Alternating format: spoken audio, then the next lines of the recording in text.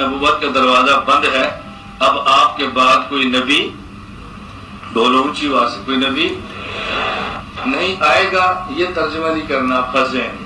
میں نے اس لیے کہا اونچا بولو تاکہ آپ کو اندازہ کہ ہم نے ترجمہ کیا کرنا ہے۔ لا نبی یا بعدی کا ترجمہ ہمیشہ یہ کریں کہ میرے بعد کوئی نبی پیدا نہیں ہوگا، یہ نہیں کرنا کہ میرے بعد کوئی نبی نہیں آئے گا۔